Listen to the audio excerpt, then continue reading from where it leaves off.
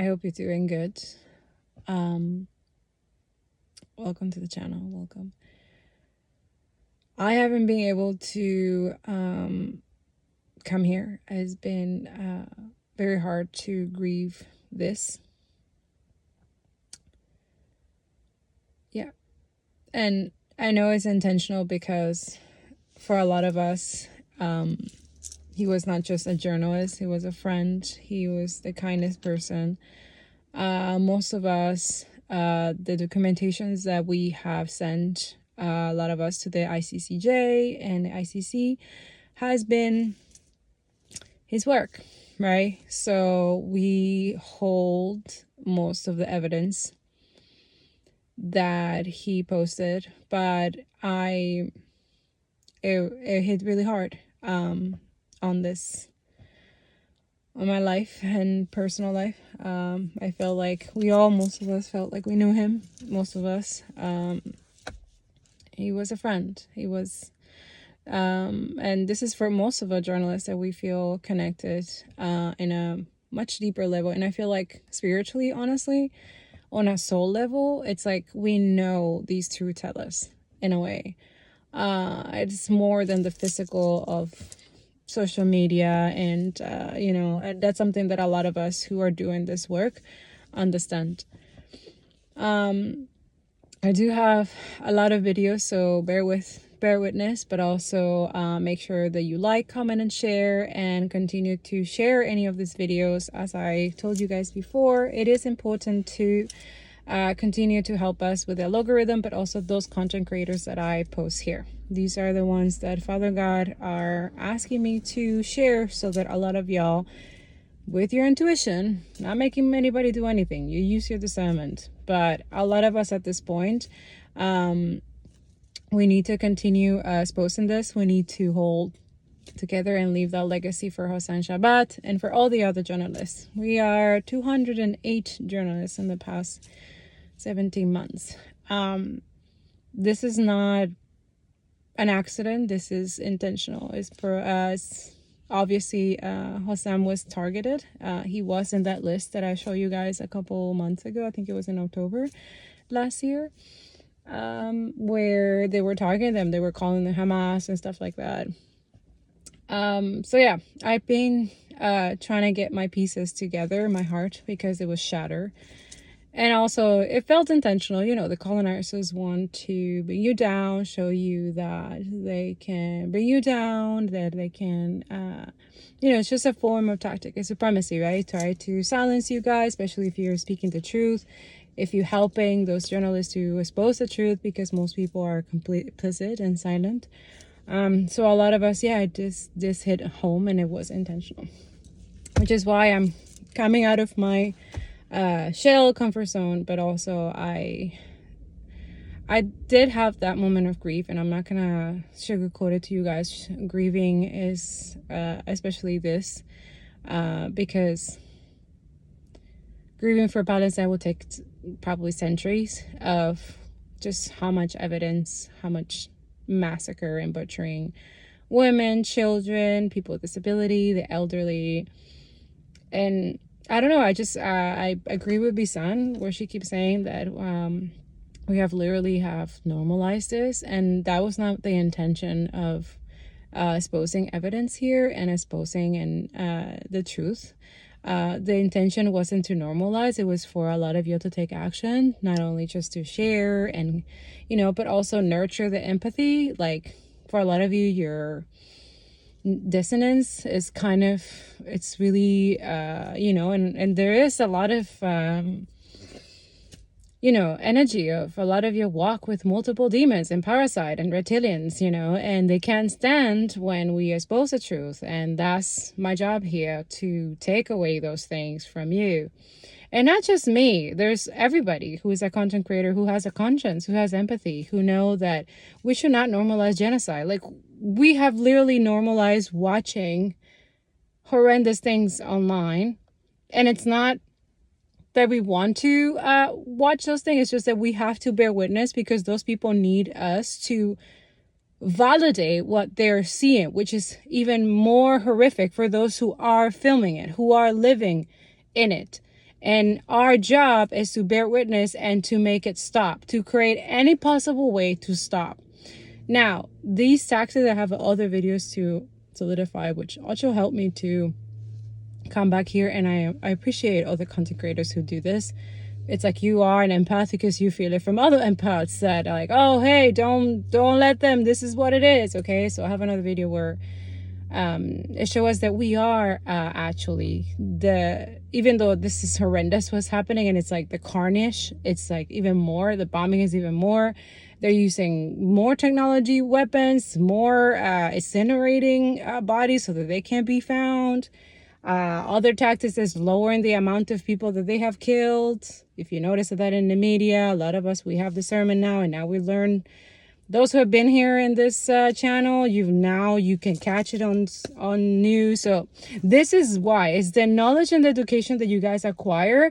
They can't stand that. Then now you recognize it. Now you can see it. And once you see it, you can't unsee it, right? You've been feeling depressed and hopeless lately, seeing everything happening in Palestine. You're definitely not alone. But just remember, that's exactly how the state wants you to feel. And actually, I think when we look at some of the other things happening around the world, there's a lot of reason to think that we're closer to winning than it might seem. For example, in Israel, the Israeli economy is continuing to collapse. Tens of thousands of businesses have closed, billions are being pulled out in investments, and boycott campaigns have led to Israeli universities and sports teams becoming more and more isolated from the world. And don't forget, Netanyahu is still fighting corruption charges, and his only hope for keeping power is by continuing the genocide. But the thing is, many Israelis are sick of him and the far right, and it's causing huge conflicts. A former Israeli Supreme Court chief has even said recently that Israel is on the brink of civil war. Internationally, the South African ICJ case is not going away. It's only getting stronger now that Ireland has joined. And the ICJ has even declared Israel to be an illegal state. And Israeli soldiers are now facing war crime charges when they travel. And countries all over the world, including major Western ones, are sponsoring the Gaza reconstruction plan put forth by Arab countries. And in America, we're seeing new levels of anti-Palestinian repression. But we know from history that these types of fascistic policies are used when the ruling class feel that they're losing control. When you look at the divide for support for Israel, it's not based on political ideology, is generational. Young people on either side of the political spectrum do not like apartheid regimes, which means that there's a countdown for the support for Israel. And yes, the US is bombing Yemen and interfering in Syria and Lebanon, all while providing the weapons to Israel. But this level of pressure is on the backdrop of a potential conflict with China. It's in Trump's best interest to try to force a fast conclusion in Gaza so that they can turn their focus to China. I don't want to discount the violence we're seeing. It's horrible and it's rightfully terrifying. But at the same time, I don't want you to think that our actions have had no effect. They absolutely have, and the brutality we're seeing in Gaza, the West Bank, and the US are direct responses to our work. This is a really helpful graphic that I like by an activist named Bill Moyer called the 8 stages of a social movement. Obviously, this is a bit generalized and social movements don't follow this exactly, but I think this is a helpful graphic for some perspective. But the part that I'm really interested in is stage 5, which is called failure. Bill Moyer points out that in most social movements, there's a stage where the activist actually thinks that they've failed. But critically, that's actually the moment right before things start to turn around. And I think this is where we are right now. This isn't me saying to relax. This is me saying don't stop. We always have to remember the state wants us to feel useless and apathetic. They want us to give up. But that's the exact moment when we need to keep pushing. So here is what you're going to do. If you're in the position to donate monetarily, buying and donating an eSIM is still one of the best ways to support journalists and families on the ground in Gaza. Keep boycotting every single brand on the BDS list and any Israeli product. But most importantly, organize. Join a pro-Palestinian or a leftist group that is organizing in your community and help them out on the ground or remotely. For more information about how to be politically active, check out theconsciouscitizens.org. Whatever it is, do at least one thing today in support of a free Palestine. They can't stand that you guys are able to recognize that. And glory be to God, that was not just me. Okay, we have to be thankful to those people who, not only me showing you the energy and stuff like that, showing the proof, showing you the facts. Make sure that you go to my Telegram, okay? I'm constantly exposing also facts and evidence there from other journalists, from other content creators, okay? Please also go to my broadcast on my Instagram. It's the videos that are here. If you're not able to find it, if you're tired, go follow me, okay? Go follow me, go join the broadcast. Everything I post on my stories is there, okay? And also I post it in my Telegram if anything happens, Instagram, you know what I'm saying? But for now, those are the videos that Father God keeps asking me to share. Okay, a lot of you need to be open. This is why when we go through, I find like when we alchemize and transmute and we go through this grieving, because it's like multiple ego death, multiple, and it's crazy happening in doing Ramadan right now, which a lot of us, we have been starving the ego. That's really the fasting, right? So when we starve the ego just doesn't know what to do, and there goes spirit comes in, or soul comes in, and this is where beautiful energy comes in. This is where empathy comes in. This is where real education and wisdom comes in. This is also the drive to create communities, to join organizations, to join grassroots mutual aid, and try to be involved as much as we can, to be united. So let this happen. When this happens, this means that your heart is cracking open, you know. Like, this is another thing. I was just like, man, like, I need to get back my pieces together, because I was shattered. I was crying, like just, it was hard. It was hard. It just like, it's not fair. It's not fair. Like, was this good person, you know? And all of them are. All the journalists who are in Gaza, Palestine, these are the real journalists, to be honest. Like, I lost all respect for any journalist who hasn't spoke about this. I only look at independent ones and those who give a shit. Those who are talking about real things, not bullshit kakalaka, creating propaganda because they're getting paid for it. Like, I can't stand those journalists. They're fake as fuck. They're easily bought, you know? But yeah, I just, I have a couple of videos to show you guys. I did record another channel message. It was before whatever all of this happened, that I will post soon. I need to find my ground and stuff like that. But this video, it was also confirming. It was an energy before that was confirming what was going on, what was gonna happen. And now we see it unfold, and it's just, you know. But I feel like a lot of us, it's like, that's the point. Like, they want you guys to lose hope, to lose faith, to let go of God. You see, he doesn't care, or he doesn't, like, no, that's not it, you know. God is not doing, like, you know what I'm saying? You need to understand it's like, someone said this, like, they put in a picture, and I was like, God, like, is this true? Like, can this happen? And Father God was clear as day, like, I give you guys free will.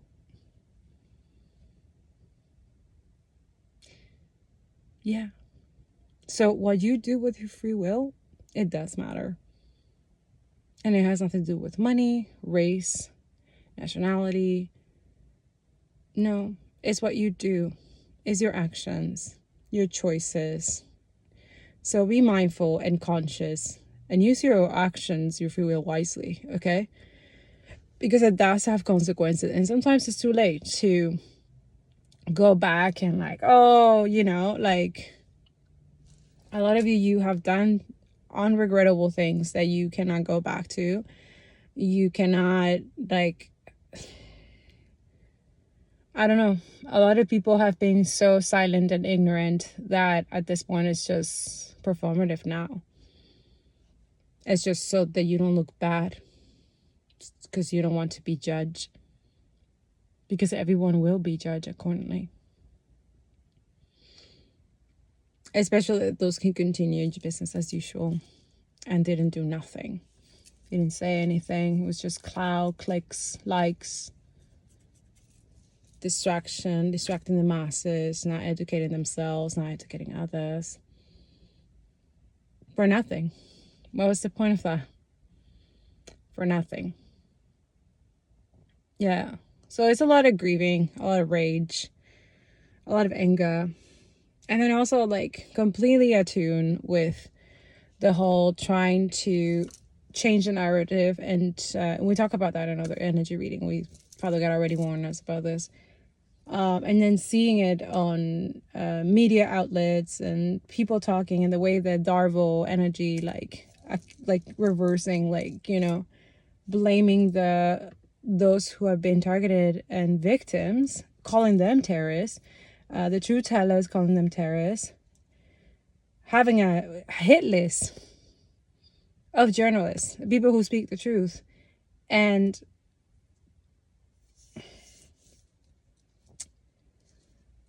I don't know. It's just like sometimes I have like no words to, and that's the point too. Like they don't want you to speak. They don't want you to, they want you to, people look at you like you're crazy, that this is not what you're seeing. But there's so much evidence that I can't even, and most of the stuff I can't even stomach it sometimes. And I'm like, okay, no, I'm here to bear witness. I'm here because I'm not the one who experiences those trauma. Yes, it's traumatic to watch, but that is just watching. You're not experiencing it. You're not living it. You're not there. And just because you're not there, it doesn't mean that you should not care. This is what they're trying to normalize, that you don't care what you're seeing, which is the truth, and look at it as like they're normalizing that because they think because they're getting consent from the media, from other people. It's also you guys, like a lot of us, we should be stopping everything. Like also with the doctor, like where is the rage of this? The doctor, they just announced that he's gonna be in prison for another 6 months. Why? Because his only crime was that he literally saved the people, the Israel demonic IOF people didn't want him to save. That's his crime. He saved children. He saved so many people that they wanted dead. So an announcement this morning, Dr. Hussam Abu Safia, the director of the Kamal Adwan Hospital, the Israeli government have announced that they are going to be keeping him in detention. That motherfucker was meant to be released weeks ago. This is a completely innocent medical professional who is doing nothing but caring for those that were being slaughtered by Israel. The world should be fucking screaming about this. If this can happen to him, this can happen to you. This can happen to anyone. This guy was not a combatant. He's a doctor. And detention and detainment are just fancy words for kidnapping. Dr. Hussam Abu Safia must be released. Now. That's his crime? Because he saved people that they wanted to ethnically cleanse? That's why they're keeping him in prison? And then on top of it, are lying and saying that he was a terrorist, that he was with Hamas or something like that. So now everybody is with Hamas because we are against people who are killing, butchering children? Make it make sense, guys. A lot of y'all, please wake the fuck up. This is like the most non-common sense, and they're trying to normalize it. Make it okay that they are literally butchering, killing children, women, men, just because they're brown. Let's make it clear. They're brown, they're Muslim. Most of them are Christian. Let's make it clear too. Most of them are not even any religion. They're just brown. They just exist. They're just Palestinians. And that's okay? Why? Why? If you're reasoning that you're telling me right now, that you're thinking right now that right away comes up to you, all because of October 7th, all because it's Hamas didn't agree with the ceasefire, you're fucked up. You're literally are completely programmed and completely fucked up, and you're sick. And the parasite that you have, it's intensely now. Because a person that is healthy, that is mentally well, okay, will not even think of those things because there is no justification of genocide. There is no justification of genocide. There's no fucking October 7th, what the fuck? There's none of that. These people have been experiencing this situation for 76 years. And if you don't know, go learn so that you can take away that disgusting parasite, colonial and supremacy that you have, which is fucking racist. Again, demonic. A lot of you're expecting other people to, I don't know, help you normalize murder, because that's what's going on. We are literally coming here everywhere, talking about it, exposing the truth. And a lot of y'all, you just like, you're just trying to find excuses, right? Because a normal person would not do that. A normal person would study.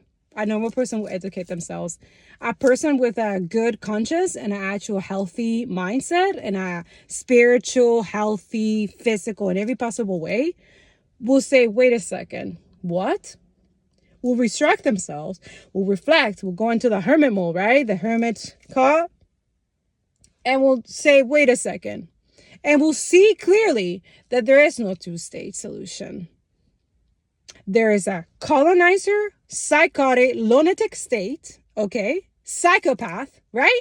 And then you will see the colonized, the victims who don't have military like that. They don't have the support of the USA, right? They don't have intense, the whole global community who own multiple corporations, as organization, lobbyists, right? Helping the fucking psychopaths, right? And then changing the narrative and the normalizing of the media to make them the victims. Meanwhile, the people that they're butchering, killing, and trying to literally raise them from existence, they don't have that help. They only have those who are literally have a conscience and have empathy and are literally to risk everything. A lot of us, we risk our job, we risk everything to expose the truth. There's no compensation. There's nothing. We don't ask for that. All we care is for their fucking justice and accountability and retribution that it's owned for 76 years. But guess what? These motherfuckers, psychopaths, colonizers, they know it's the truth. They know that you're speaking the truth. They know what they're doing, but they don't want to pay up. What? Pay back the people who were being kept slave in an apartheid? No. They see them as subhumans, right? They don't see them as humans. And that's where it's a problem. You see how deep the parasite is? Do you see how sickening it is? If you don't see that until this point, I'm so sorry. I don't think you'll have anyone can help you at this point. And this channel is not for you. And you might continue your ignorance. But if it did, if some of what I just said resonate and you feel motivated to take action, to educate yourself, there's plenty of resources to take action. The videos I will show here is going to show you all the things that you need to know, even more truth. And if you go back 16 to 17 months of me just exposing not only the genocide, but also energy reading that comes from the Most High, as I am a divine messenger and a justice as well, a justice judge or a spiritual judge, how some people call me. That's what it is. I'm here to expose that. I've always been exposing it. But are we listening though? Are we taking action? Because there's no point of me talking and then showing videos and doing all the things that we got to do and then working behind the scene to boycott, because that's what we're supposed to be doing. That's how it worked.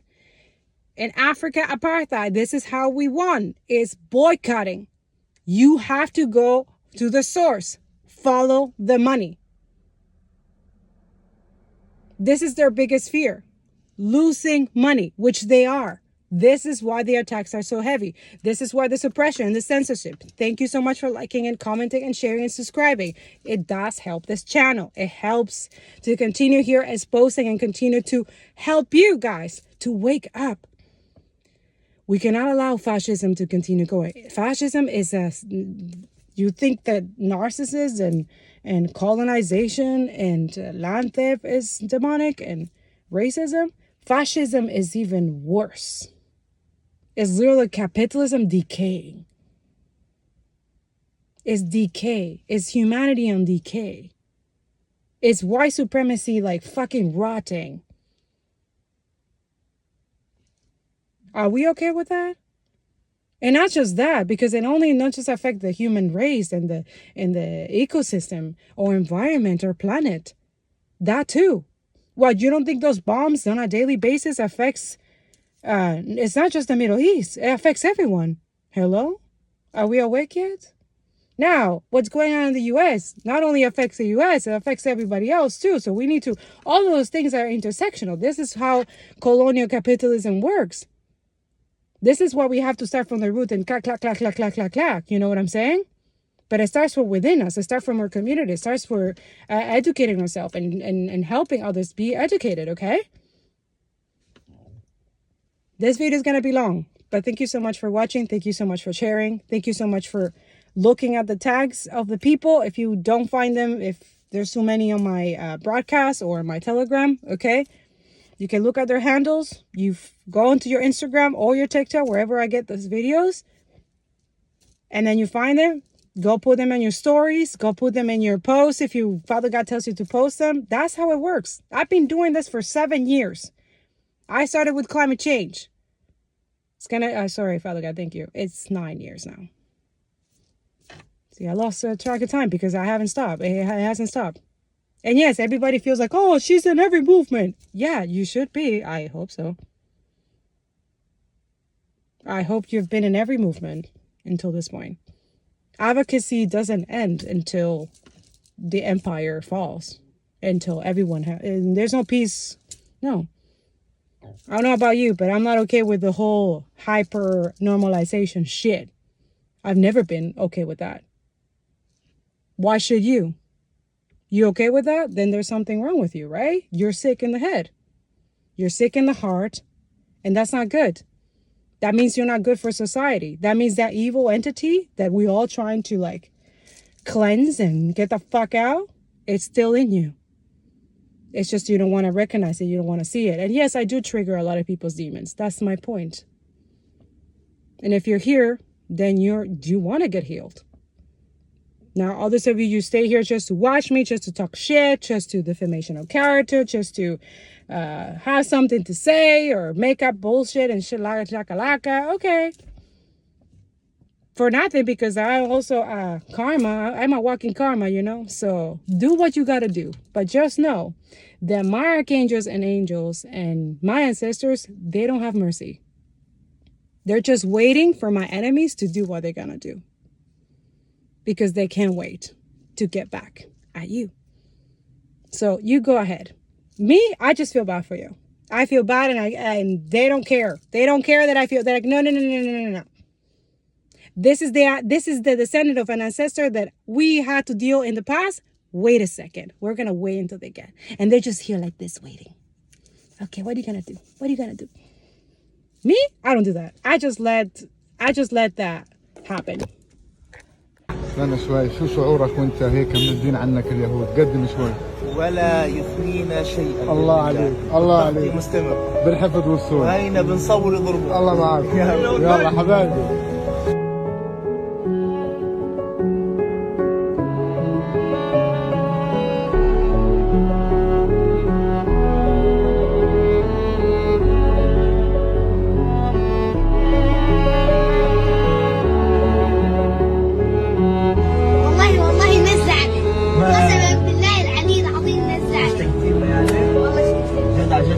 ايش تصيري لما تكبري؟ صحفية. بقول كيف بدي اصير صحفية واسم شمالتها يستشهد. كيف بدي اصير صحفية؟ لا ليش نستشهد؟ لا يبعد الشر عنك. كيف بدي اصير صحفية سعيدة؟ لا بنسويك صحفية. بدك صحفية تصيري؟ ان شاء الله. تصيري صحفية. يلا سلام. يلا سلام. Yesterday, in the middle of the night, settlers came and put dead goat calves into the water supply of a Palestinian village in Masafriyata called Adirat, poisoning the water and endangering their livestock. As always, this is not an isolated incident, and this strategy is used throughout the West Bank by the settler movement and has in the past been used by the Israeli army itself. This is why tactics like greenwashing are so harmful when people purposely paint Israel as some sort of environmental vegan utopia, all while glossing over the fact that Israel and the settler movement systemically endanger the environment, attack Palestinian crops, and kill their livestock. This also shows how thorough the mechanisms of Palestinian oppression are. If they're not attacking Palestinians, they're attacking their crops and olive trees. If they're not attacking their crops and olive trees, they're attacking their livestock. They're very good at using a diversity of tactics, and that's why we have to too. بحت أصواتنا، قد بحت أصواتنا ونحن نناشد العالم ونحن نخبركم بأننا نباد. بحت أصواتنا وحناجرنا لأننا كنا نستصرخكم ونستصرخ العالم جميعا بأننا نباد بشكل كبير جدا. هذه المجزرة التي نتج عنها بدقيقة واحدة يتم فقد 150 شهيدا في استهداف لما يقارب 13 منزل في هذه المنطقة. الشمال يباد بشكل كامل، وهذه المجازر يجب ألا يتم الصمت عنها، ويجب ألا تمر مرور الكرام. نحن نباد، نحن نقتل، ونحن نحرق، ونحن نذبح في شمال قطاع غزة.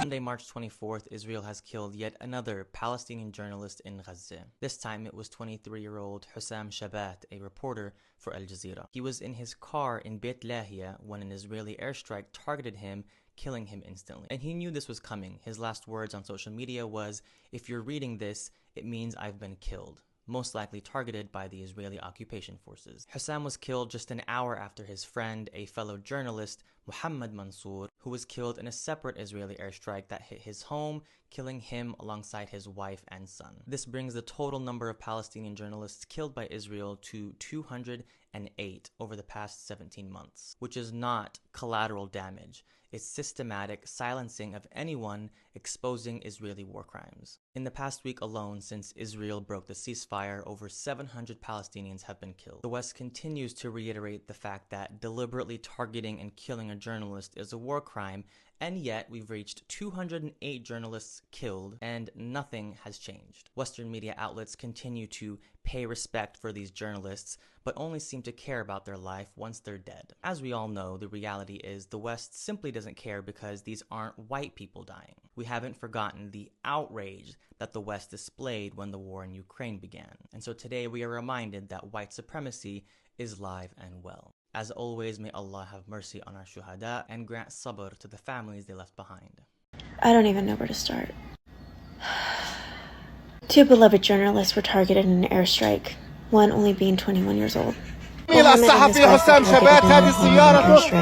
video you see here is Hussam after being targeted in a vehicle. Last December, after 5 journalists were targeted, he was quoted to say, "Our job is only to die. We started saying to each other, whose turn is it? Our families considered us already murdered." Israel also bombed a United Nations safe house, killing 1 and injuring 5 others.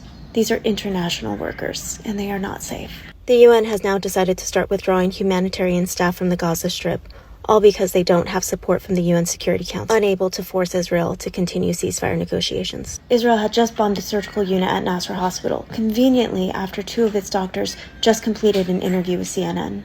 One of the directors from the award-winning Oscar documentary No Other Land has been kidnapped by the IOF. He was beaten and bloodied with injuries to his head and his stomach by Israeli terrorists. When they tried to take him in an ambulance to the hospital, the Israeli military came and kidnapped him from the ambulance. His co-director posted today that he's been released from Israeli detention and he's getting medical treatment in Hebron. The official number dead in the Gaza Strip is over 50,000 now. This does not include the tens of thousands of people missing under the rubble, bodies that have been incinerated so badly that they can't be identified. The Western world wants names because parts of bodies don't count to them, even though Israel has been using illegal weapons that completely incinerate bodies, making them unrecognizable, including enriched and depleted uranium. A report from February of this year has confirmed uranium samples in the Gaza Strip. And before any Zionists want to cry October 7th in my comments section, reports back in 2015 also were positive for uranium. Israel is dropping nuclear weapons in the Gaza Strip. A country that is not a member of the International Atomic Energy Agency is dropping nuclear weapons, and the world continues to stay silent. And this doesn't even scratch the surface of their crimes. When will it be enough? So yeah, I just let it happen. I just let them, because me, I'm like, nah, I have too many things to do. You guys do what you got to do. At this point, I'm like tired. But there's some times that I feel bad. Because, yeah. It doesn't affect me whatsoever. But it is what it is. Right? Some people are mad because their feelings are getting affected, because they're making them look bad, because they're attached to certain cults, community who are diabolical, psychotic, and demonic. And you don't like it when people tell you, yeah, you're part of that, you're sick, right? That triggers you. But it doesn't make you trigger and sick that those people that you are all, yeah, go at it, right? Kill those people. And I'm surprised, like, all these apps, they allow all these people to speak like that, but us saying free Palestine, censor, suppress, shadow ban. But the people who are here literally saying that they want children and people to die, to be killed, that's okay with you? Yo, man, we're sick. We're a sick, fucked up society, yeah? Why do we allow this lunatic state to, like, infiltrate and, like, spread their disgusting diabolical energy? Why? Why do we do that? Because our racism is so intense, the white supremacy is so intense that we rather think that we have that, well, not we. A lot of you think you rather have money than a heart. You rather have crazy psycho people around that actually help other people. That's apathy. That's intense white supremacy, you know? Yeah, but it doesn't mean that it's okay. And it doesn't mean that you're not going to be held accountable. And it doesn't mean that your time is not going to come. A lot of you, you're way too comfortable with your fucking filth. The Israelis have killed 2 more journalists, Hossam Shabbat of Al Jazeera Mubasher, Mohammed Mansour of Palestine Today. That brings the number to 208. Each one was individually targeted. The IDF says they used extensive intelligence gathering and precise munitions. Shabbat killed in his car, Mansour in his house. The Committee to Protect Journalists has once again noted that the deliberate targeted killing of journalists is a war crime. Do you have any comment? I would say that every single thing that's happening is a result of Hamas and its choices to drag that region down into a level of suffering that has been excruciating and has caused innumerable deaths. And, of course, their reaction on October 7th when there was a ceasefire and people were living in some relative peace, they decided to break that with an atrocity that was just certainly the most Jews killed in a single framework than during the Holocaust. And we also, I can tell you, we stand by Israel and its needs as it defends itself through this period of time, as we also work with them so that they don't need to defend themselves from the barbarity of an entity that has destroyed lives for generations and continues to. So for everyone who has, so many people who do so many jobs and who've lived different lives, and the children and the babies who didn't have a chance to seek their fortunes or their life dreams because of the barbarity of certain people who think that murder is the only way to move through life. Is it a war crime? And I will tell. I'm certainly. You know, I'm not going to stand here and declare what's a war crime and what isn't. But what we do know is a crime is the mass slaughter of any individuals. Certainly, the targeting of people simply because of who they are. When the State Department spokeswoman Tammy Bruce was questioned about the deaths of 2 Palestinian journalists as of recently, Hossam Shabbat and Mohammed Mansour. The Israelis have killed 2 more journalists, Hossam Shabbat of Al Jazeera Mubasher, Mohammed Mansour of Palestine Today. That brings the number to 208.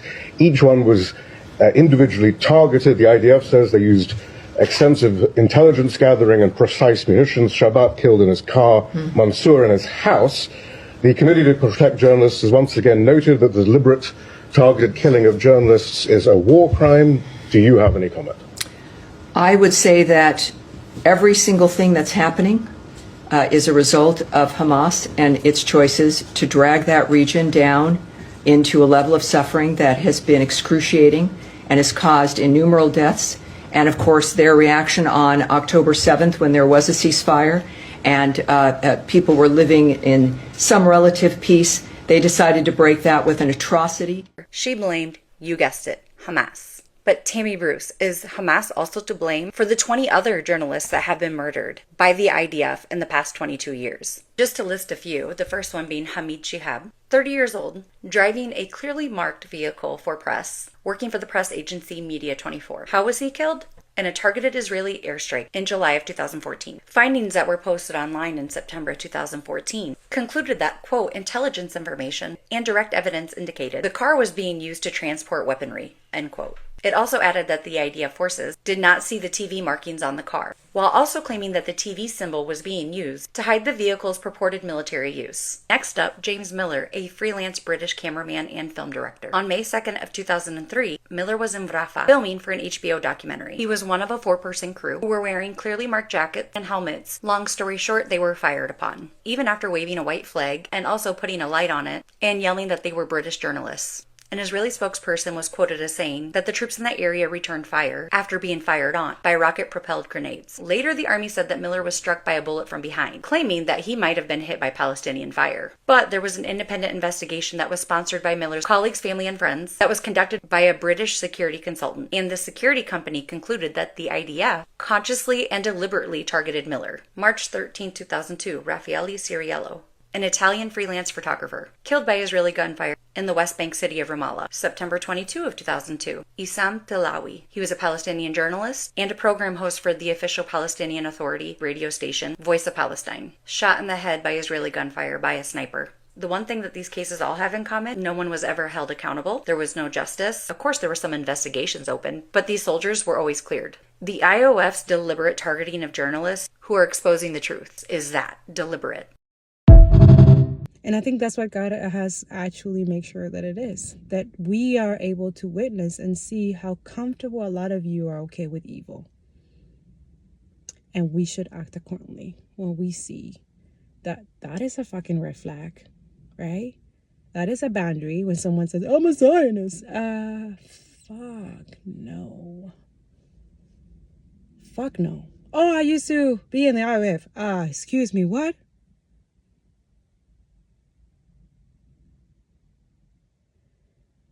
Being okay with butchering and killing people, that is not a flex. That is a fucking red flag. And that is a fucking block and get the fuck away from my energy.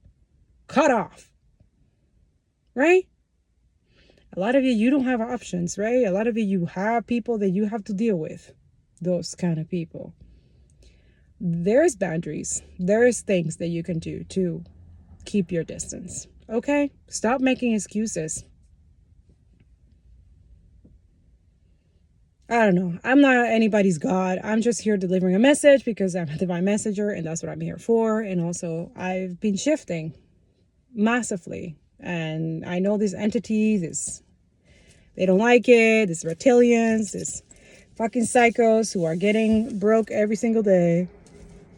It's not hard. Stop bombing children, killing and stuff like that. And it's not that hard. But a lot of you chose that route because, I don't know who put that in your head that it's beneficial or that it's monetary to have stock shares from companies who bomb kids and children and stuff like that. They're kids. Like most of the population in Palestine and Gaza is children. Let that sink in. And they're telling you guys that is Hamas. Which most of the resistance fighters are legions of the Most High.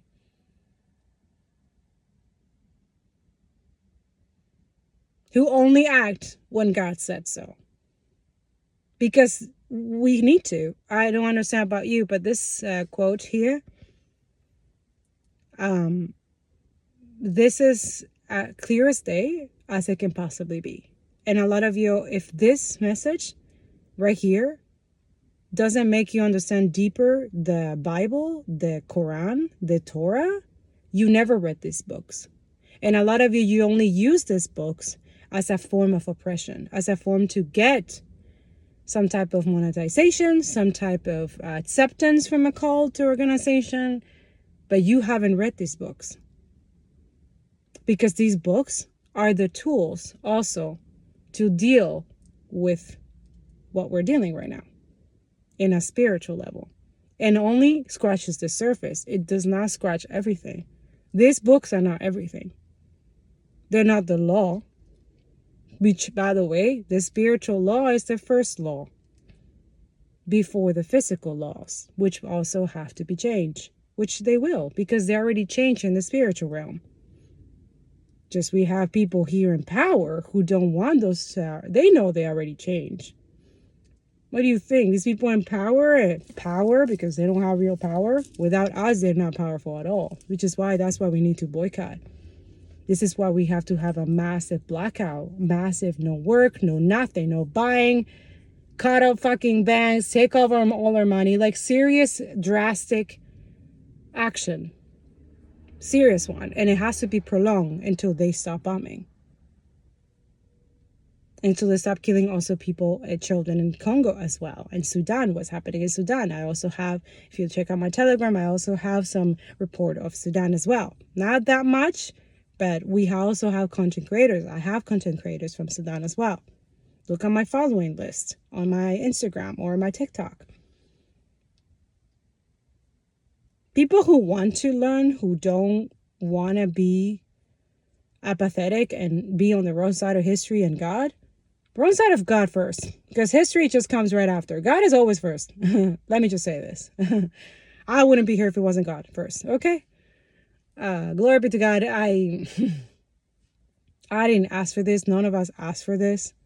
We don't want to be anybody's heroes. They don't know. We just want this justice. We just want the truth. We just want equality. We just want people to be at peace in their land and have what that's rightfully theirs. Not having people stealing from them and hoarding their energy, their money and stuff like that, their resources, because they just want to live like rich ass wealthy motherfuckers who never fucking work a day in their fucking life. And then tell other people that they're lazy because they don't want to work as slaves for them.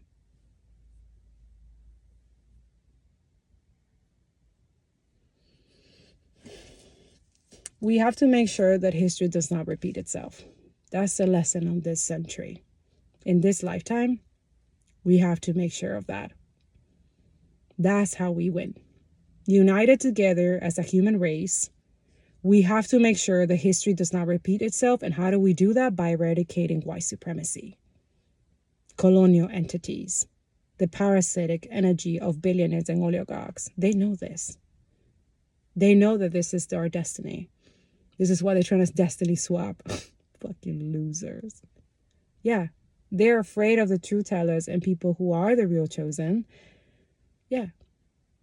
Most of these massacres and killing and stuff like that, the bombs, all these organizations, all these companies who sell bombs and stuff like that, they are cult, they're demonic rituals.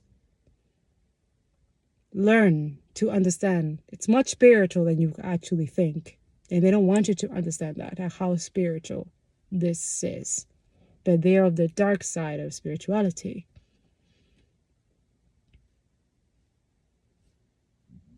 It's a sacrifice. They're sacrificing Palestinians to have more wealth.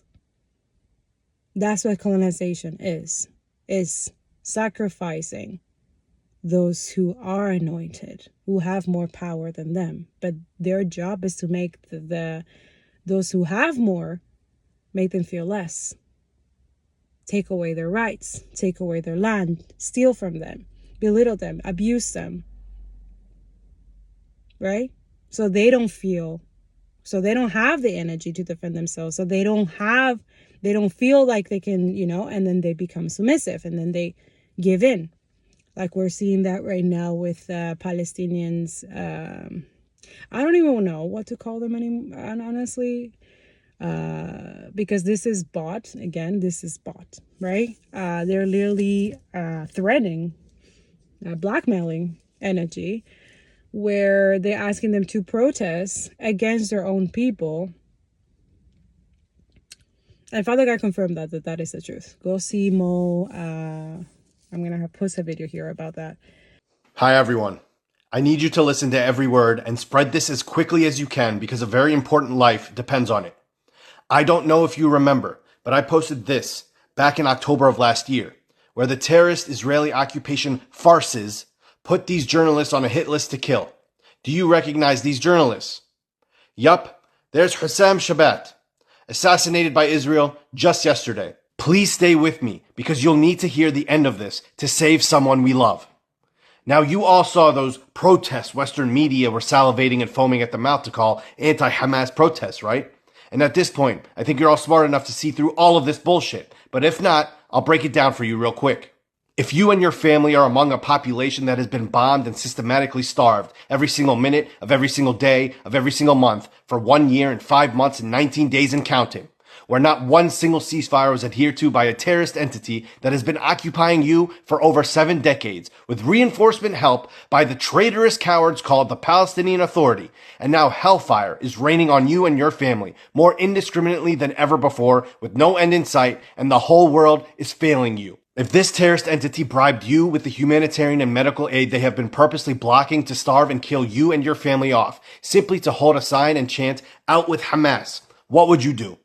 And keep in mind, these protests were only about 500 Palestinians, which is 0.0003% of the current Gaza population. This means that 99.9997% of the population didn't take the bribe, which means 99.9997% will die for the resistance. But throw all of that aside for 1 second. The one thing that came out of these protests that was a blatant telltale sign that this was all manufactured consent bullshit was that these protesters were caught condemning and bad-mouthing Enes Cemal. Yes, Enes Cemal, who may be the bravest journalist I've ever seen in my entire life, whom has sacrificed everything, including risking his life, to stay back in Gaza to report all the atrocities on the ground every single day for a year and a half. And one thing true Palestinians in Gaza will never do is go against their most loyal journalists. The journalists in Gaza, especially those that stuck it out until now, are supreme beings above us all. And they are untouchable, especially by Palestinians. So when they chanted Enes's name amongst the anti-Hamas chants, it was the most obvious manufactured consent I have ever seen in my entire lifetime. Remember this? Guess who else was on that hit list from October of last year? Yup, Enes Cemal. Israel's coming after him next and painting him as a terrorist for the entire Western world to spread like wildfire. You're already seeing it now. Every Western news media and all you filthy pro-Palestinian Authority monsters that call yourselves influencers are pushing this narrative faster than I've ever seen. So that everyone not only thinks that Hamas are terrorists, which the whole world ain't that stupid anymore, but that Enes is a terrorist too, which will give Israel that false carte blanche they love to use. I am saying this to you all right now so that you can spread this and put this out in the open for the whole world to see. Because Enes is a treasure we cannot lose, and we need to be the voices that save him and all other journalists that are being actively targeted to silence our people.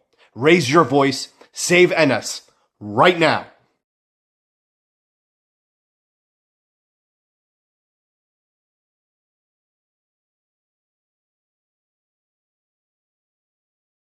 There seems to be a massive psyop underway in northern Gaza right now and is possibly going to spread throughout the entire strip.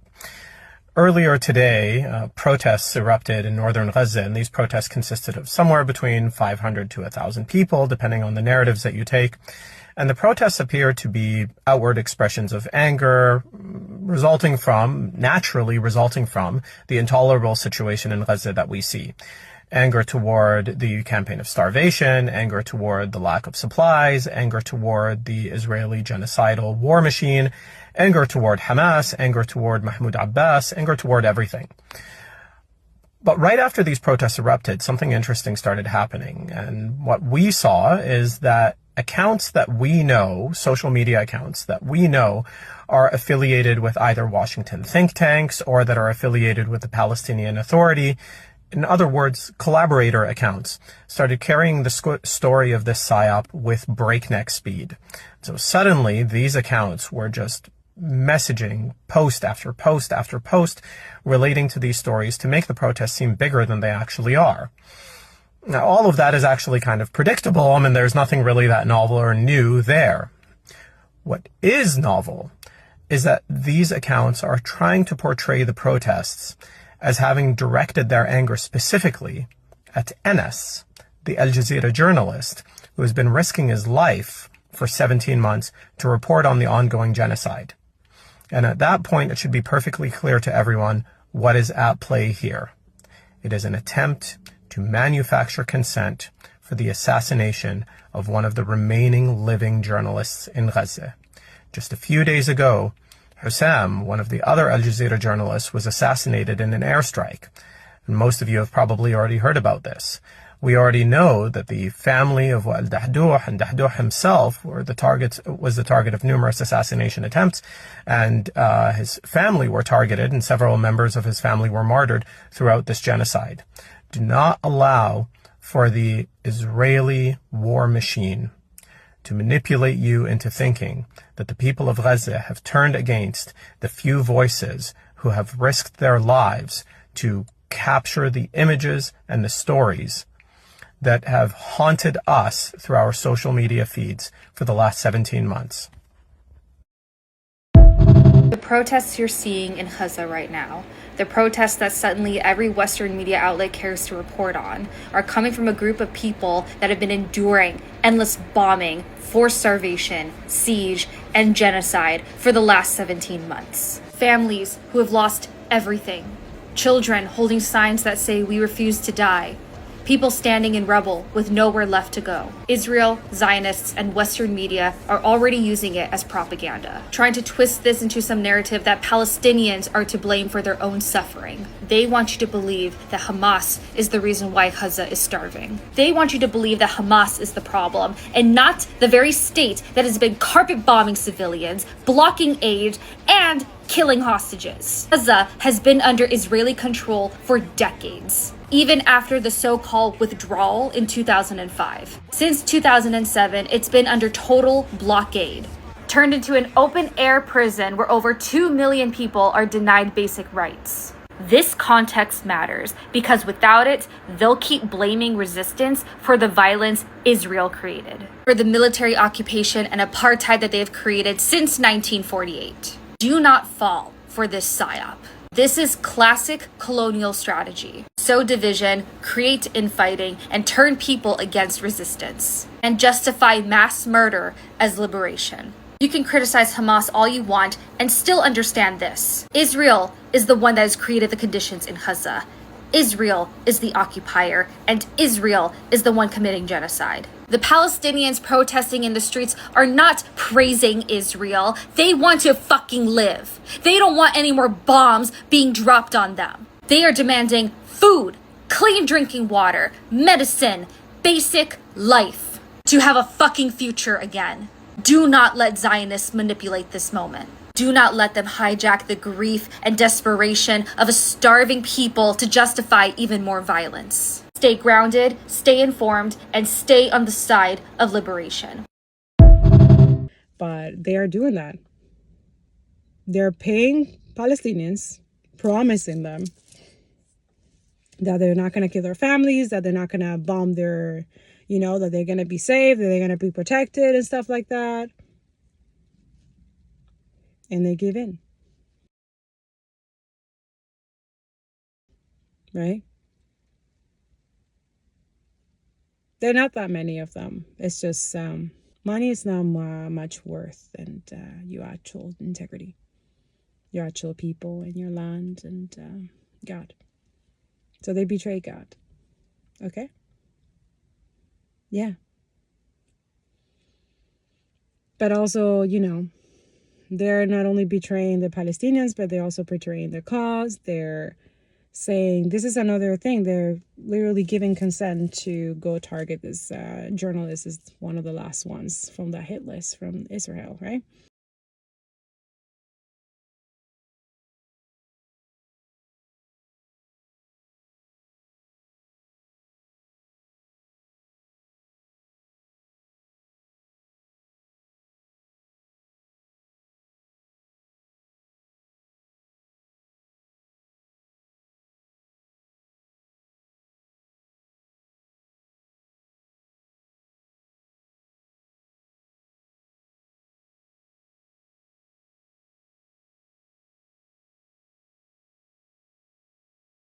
It's sick. They're also using the vulnerability of these people too, because they've been starving them, no water and stuff like that. And these people are like, yeah, we'll give you water and food if you protest and do this. So yeah, those people fail the test. Because most Palestinians will say, fuck you. Hell no. Do what you want. Do you understand the difference? There's a huge difference. There is. As Westerners, we have to remain conscious of what our role is in this moment. Most of us were, and still are, active and willing participants in a system that governs our economy, our education, our health, our entertainment, and the consequences of that very system in the global south and the entire planet are now becoming very clear. Our lives here and the way we live necessitate genocide in the Congo, in Sudan, and in Palestine. So caring about Palestine, reacting in these moments and protesting, writing to politicians, they do not suddenly make us part of the solution. We have been part of the problem for far too long. Our role remains to educate ourselves, raise consciousness, build community, to reimagine our lives so that we're strangling the system from its core, paying penance for our privileges, and supporting the Palestinians in their resistance and allowing them to lead it. To be part of the solution, we have to first work on not being part of the problem. Free Palestine. K Hood asks, why do y'all think it's bad for the government to dismantle the education system? Doesn't that mean it'll be in the hands of the state? Why is that not better? I'm genuinely asking, so don't get up under here with no disrespectful stuff. Well, I hope this video helps. Here's a picture of Ruby Bridges, somebody that was denied access to education under the guise of states' rights. She had to be escorted into her elementary school by National Guards because the state of Louisiana believed it was their right to deny black children of equal access to education. States' rights. Here's a picture of James Meredith. This happened in the state of Mississippi where he was being denied access to Ole Miss University because in that state they believed it was their right to deny access to wherever they wanted to in their institutions. See, historically speaking, states' rights has never really benefited us, and literally it was used to justify keeping us on the plantation. Speaking of the plantation, you know what was illegal? Reading. They wanted to use states' rights to keep us on the plantation where reading was illegal. And education in our country is a civil right, but when it's left to states' rights, we see that certain people in our community will not get access to it. The descendants of the Confederacy always said the South will rise again, and when we see the dismantling of the federal education, that's one of the notions of the South rising again. Here's a picture of these women known as the Daughters of the Confederacy. When we leave education up to the states, individuals like them get to teach our children that not only was slavery beneficial to our ancestors, the Civil War was all due to those tyrants up north not being able to let us folks down south live our lives, where they want to keep us on the plantation again, where reading was illegal and was all left up to the states. Those women of the Confederacy, they literally bake in the lost cause narrative into our curriculum. What's the lost cause narrative? It literally interprets the Civil War that downplays the role of slavery and the cause of war, emphasizing that it was about states' rights and secession. Now, some folks' argument is that we need to defund and dismantle education because they ain't doing a good job. Our children read below their grade levels. They suck at doing arithmetic and science. This obviously proves the federal Department of Education not doing a good job. And when y'all do that, I like to point out that all those issues are symptoms of lack of funding, which means that defunding or dismantling this department will not help in those things. I would argue it makes them worse. Think about it. It's not ironic that down south, they love talking about states' rights and thinking about how the incarcerality of black men, the criminalization of black men is used to justify a lot of their profits, like in the prison system, right?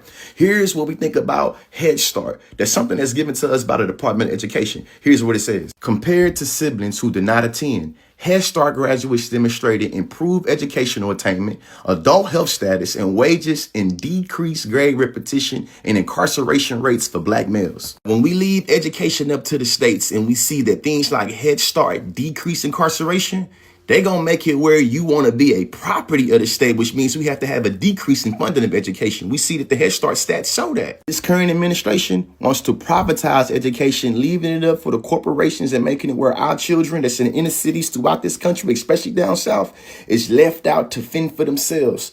That usually leads to them having all type of issues with, addiction and leading to incarceration. Let's explain further why the orange man wants to get rid of the Department of Education. Oklahoma ranks 49th in the country. And you see that the entire state voted for him. Not only is it a direct correlation between being educated and voting for the orange man, we know in states like Oklahoma, where they receive federal funding, they state didn't really invest in public funding. So we know that if you take more educational funding from states like Oklahoma, it is literally takes the quality of education more down. Now, y'all know my motto is education is elevation. And I believe that to be true. The reason why they're dismantling education and defunding it because they don't want us to be elevated. Think about it. Research over me search. They pulled a baby out of the rubble and they extracted the baby from its mother's arms. The mother died in the airstrike and the baby survived. And they're showing this child as passing the baby from person to person. And I just was thinking, look at the world that they gave to our children. And still look at the children that we gave to their world.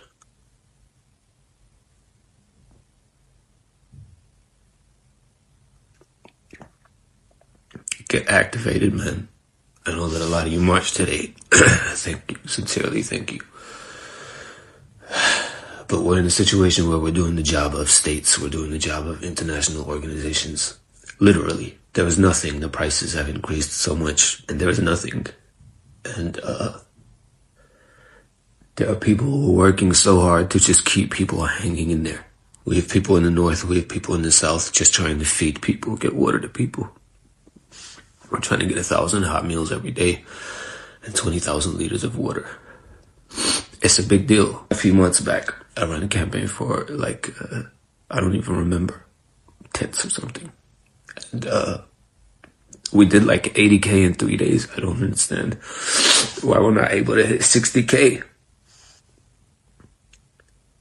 I'm not mad at you. You understand at this point that this is our responsibility, and you understand. It's not about what you have, but that your likes or your shares or your comments or your sending the link to people on WhatsApp or whatever makes a difference to somebody's world. So please, do what you can. I love you. Thank you. The link will be the top link on my link tree. This is for the Zainab Project, who are providing iftar meals to people in the north and the south, and they're providing clean water to people. And they're providing orphan sponsorship. So do what you can with that link. Thank you. The maintenance of racism requires the public's ignorance of racism. The public's ignorance of racism requires a perpetual undermining of the library, of the book, of every vehicle of facts and truth. The book banner's efforts to create this atmosphere of conspiracy theories, of alternative facts, of disinformation, of great lies to control people through ignorance have their antecedents in the enslaving South.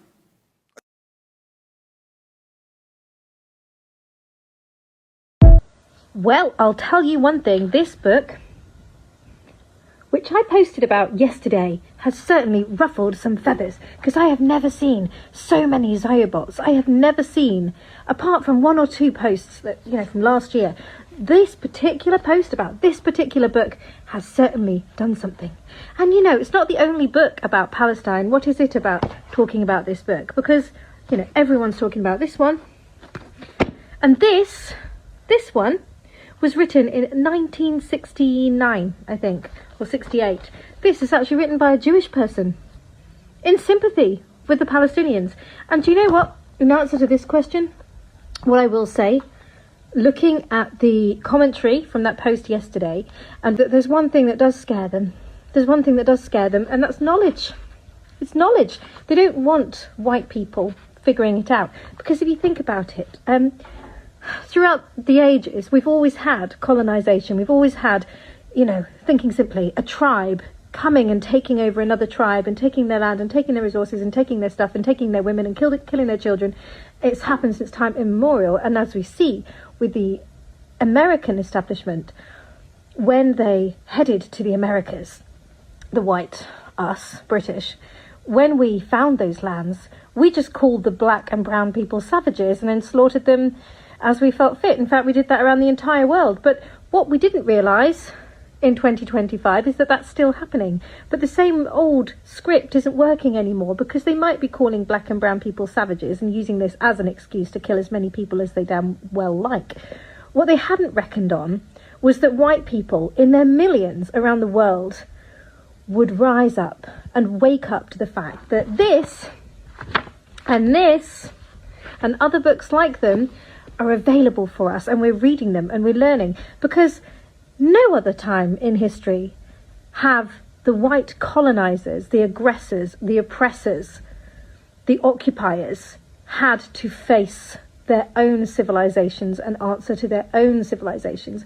And this is where we'll see Palestinian liberation, because historically this would all be hidden, and controlling information, as we've seen with the mainstream media, is the one priority for the Israelis. And they can't control the information, and they're mad.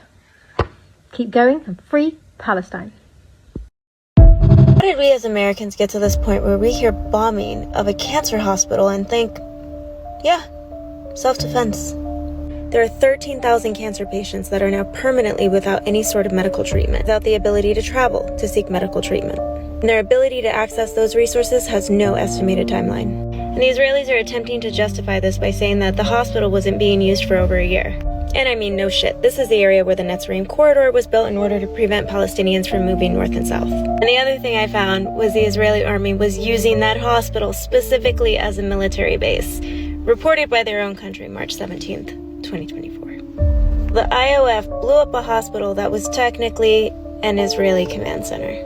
These 13,000 cancer patients are the ones who've been seen by doctors and have been diagnosed. This doesn't include the estimated number of people who will develop cancer in the future because of Israel's actions in Gaza, because of commercial and residential buildings that have been bombed and everybody in the surrounding area breathing in asbestos. This doesn't include the number of people who will get cancer from being exposed to heavy metals from the materials in the bombs. And last year, February of 2024, enriched uranium was found in soil samples in Gaza. There will be more cancer patients, and Israel will be solely responsible for all of their deaths. In the 2008 movie The Dark Knight, there's a scene where the Joker blows up the Gotham General Hospital. And when I first watched this movie, I loved this scene because it not only showed how genuinely evil the Joker was, but it showed the stakes at play, why he needed to be stopped by any means necessary by Batman. It was unmistakable devastation, a hospital blown up in the middle of the day. We knew Joker was a villain before he blew the hospital up, but once he did, it was a reminder that he was one of the worst, most chaotic kinds of evil that you could find in Gotham, a top-level threat that had to be stopped. Now, with that in mind, this is footage of the Turkish-Palestinian Friendship Hospital in Gaza being demolished by Israeli occupational forces. That was the only cancer hospital in Gaza, and it is now demolished as a result of the violence of Israeli occupational forces, a military that many in the West have been seeing as a moral and just one, even in the midst of its ongoing genocide. I bring it up because it's very interesting how so many people are so immediately able to identify how genuinely evil the Joker is upon his destruction of a fictional hospital. And yet, in real life, as Israeli occupational forces are demolishing healthcare infrastructure across Gaza, many are still defending them. What is seen in our fictional storytelling as like the epitome of evil and a reason to raise the stakes and stop that actor by any means necessary is seen by so many in the West and in the so-called United States as being justified when it is done in real life. And we should ask ourselves why that is, right? Why is the Israeli case so exceptional? Are they not demolishing a hospital, permanently changing the lives and possibly the outcomes of the lives of Palestinians on the ground, Palestinians who might need chemotherapy or other treatments? Why is it that for so many of us, it's so easy to immediately empathize and want to fight for fictional lives in a Batman movie, but not the very real lives of Palestinians in an open-air prison that is Gaza? What if the Joker had framed his action under the pretext of security and self-defense? Would that have made the demolition of Gotham General any more valid? I don't think so.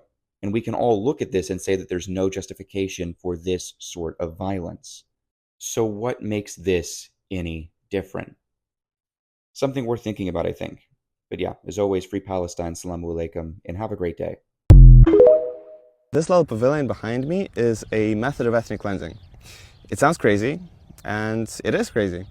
But I've personally seen communities leave their land because of stuff like this. We're in the West Bank in Palestine, and let me explain what I'm talking about. So this is a Palestinian community, Al-Farsiyya, and behind it on the hill is an Israeli settlement, Rotem.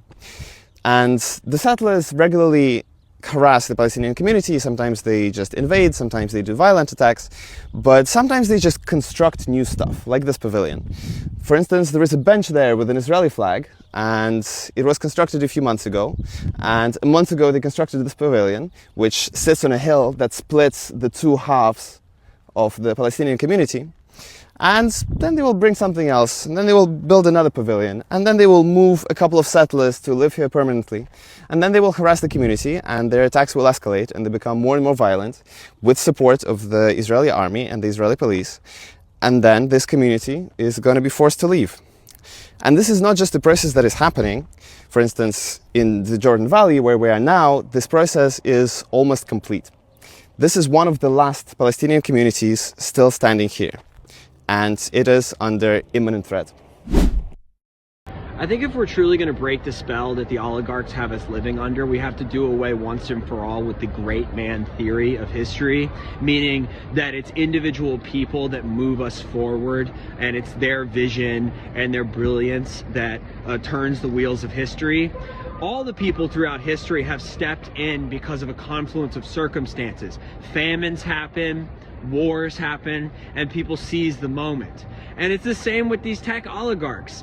They need the work of unseen people. They need technological advancement. They need public subsidies in the forms of roads getting built and tax breaks from the government for them to act like they're all that and a bag of potato chips, man. They're not. They're not cool.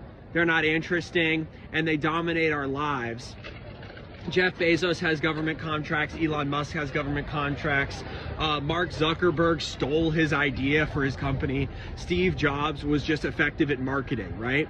And we venerate these people, but just like the people that they worship, like Augustus Caesar, and I don't know, Adolf Hitler, they needed a weak social contract or famines or wars in order to take power, right? The great man theory of history is it is way more important that a group of people get together and turn history than an individual person, because they're always just riding a wave of resentment or of advancement. So yeah, judgment is already here. They know it. This is why a lot of us, we're kind of trying to, deal with this. So yeah, the light is out of the dark was literally snowing and super dark, and look, the sun comes out. There is a light at the end of the tunnel, in a dark tunnel. But a lot of you bring that light by taking action, exposing the truth, educating yourself, boycotting, educating your families, your friends, your communities, and environment. Like, we cannot allow this to continue, okay?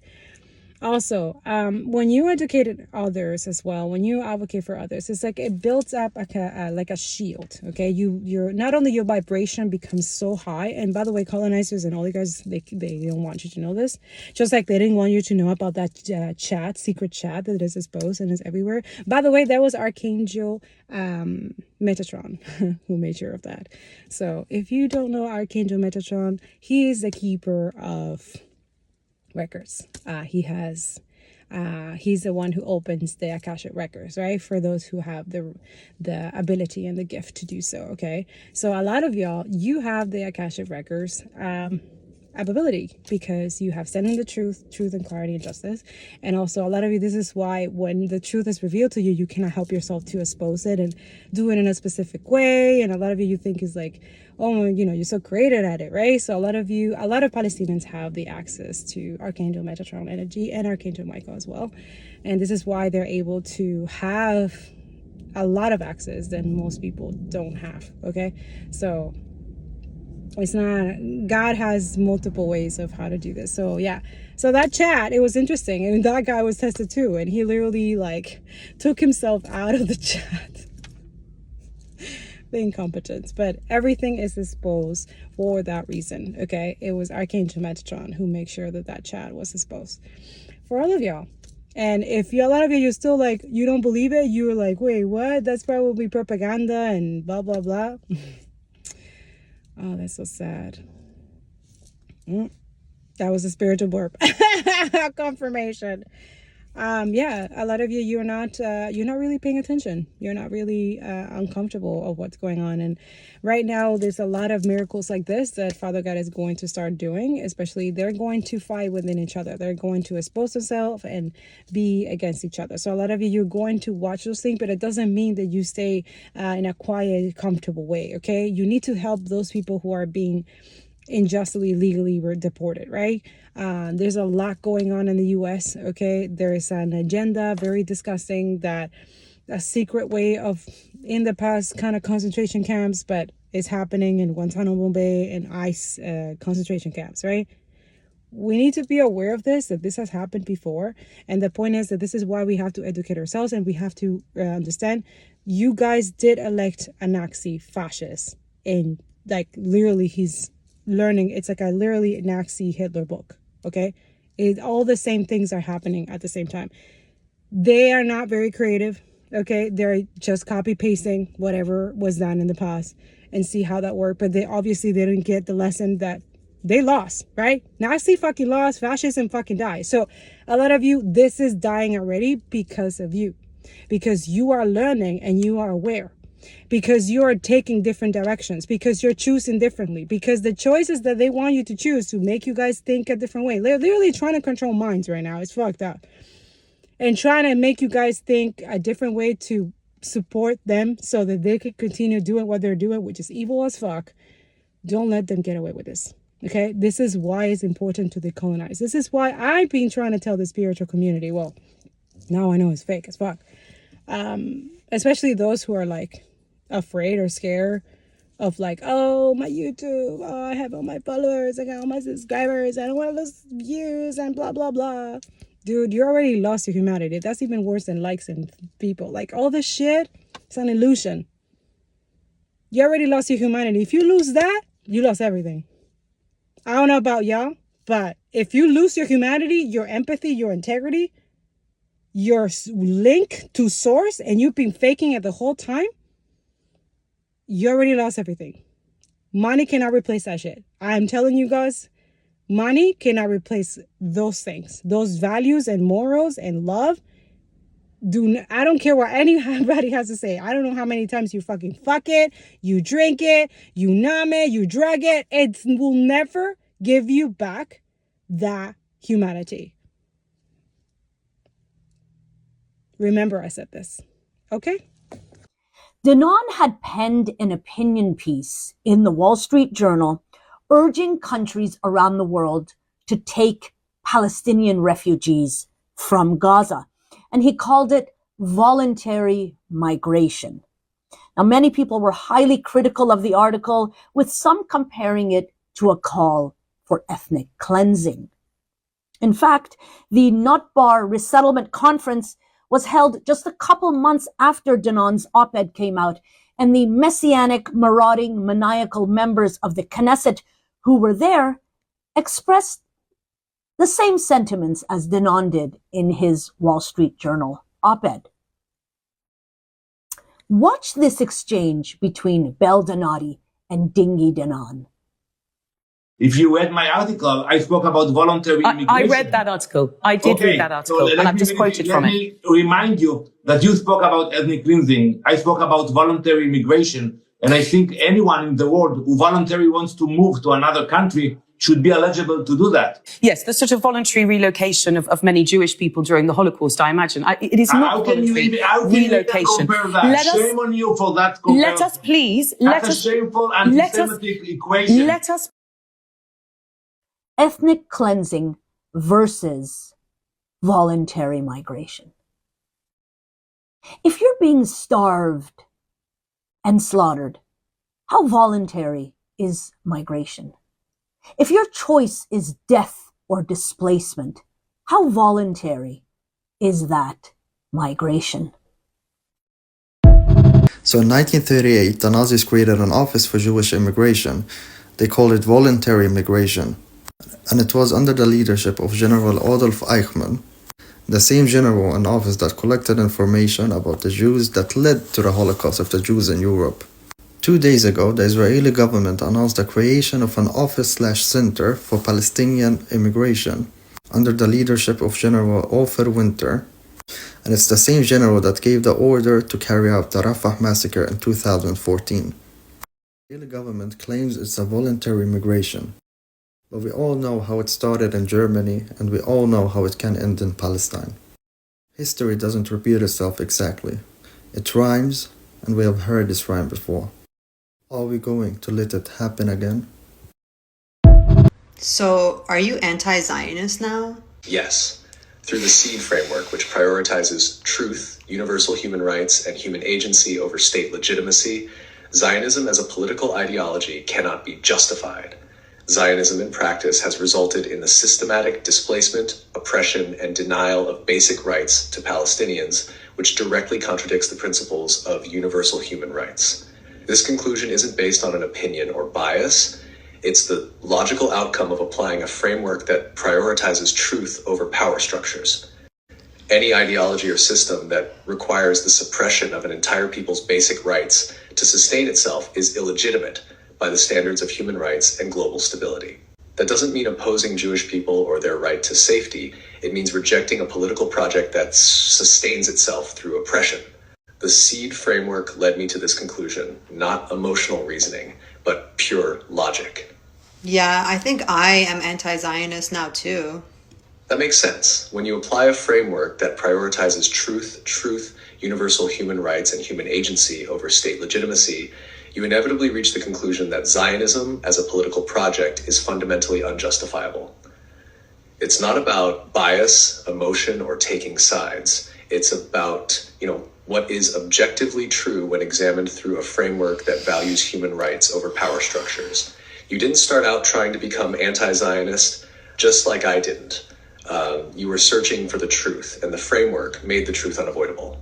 That's the power of SEED. It removes the distortions of dominant narratives and reveals what's actually there. Once you see it, you can't unsee it. Good morning, happy Sunday. Do you want to hear Alberta Premier Danielle Smith admit that she's working with the Trump campaign to pause the tariffs to benefit Pierre Poilievre because she said in her own words that Pierre Poilievre would be good for the United States regime? Pierre Poilievre is the name of the Conservative Party leader, and he was miles ahead of Justin Trudeau. But because of the what we see as unjust and unfair tariffs, it's actually caused an increase in the support for the Liberals.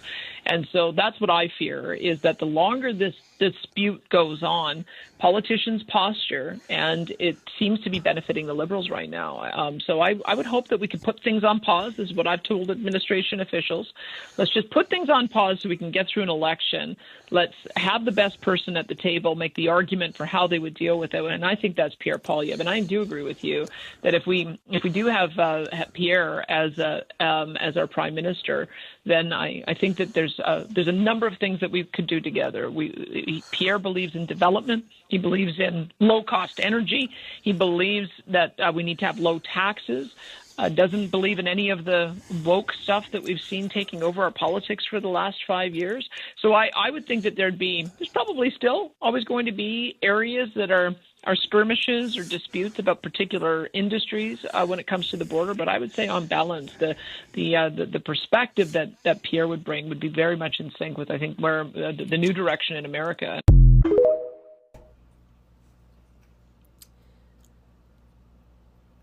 The election started today.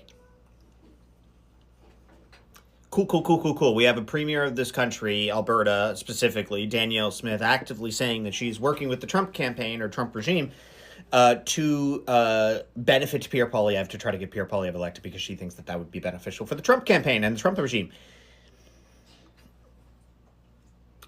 Share this video. Share it. I'll make it downloadable this one time. Everybody needs to hear this.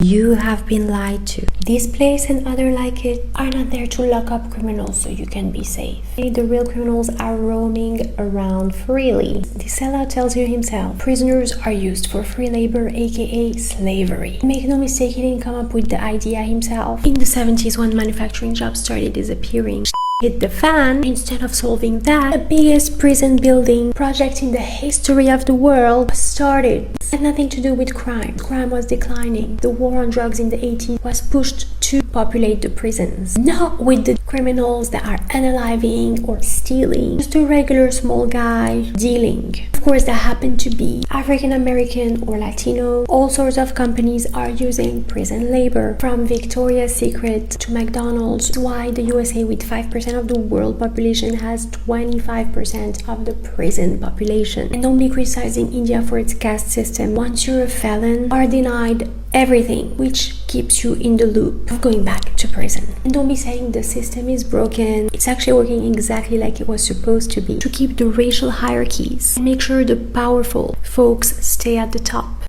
I have an orthopedic surgeon colleague here who was taken out of the operating room. His fingers were crushed. They showed him a picture of his wife from a spy, not from a magazine or an old photo, and it had a metadata, said it was taken the day before, up close, and said, we're going to bring her here in front of you, and we're going to gang rape her in front of you if you don't admit that you're Hamas, or we'll keep breaking your fingers. He still didn't admit he was Hamas, and they said, well, then we're going to send a drone through your bedroom window and incinerate your children, and he still wouldn't admit he was Hamas. They beat him every time he asked to speak to a lawyer, and beat him twice as hard after he spoke to his lawyer. And he spent 11 months in prison, having probes inserted up his rectum by female IDS members who said that the probe was soaked in pork blood. I just saw a video on my For You page that said you are never going to break a generational curse as long as you are busy still trying to please the generation that is cursed.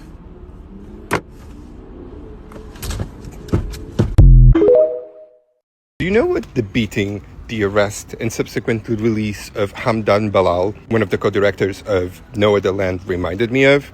This picture over here.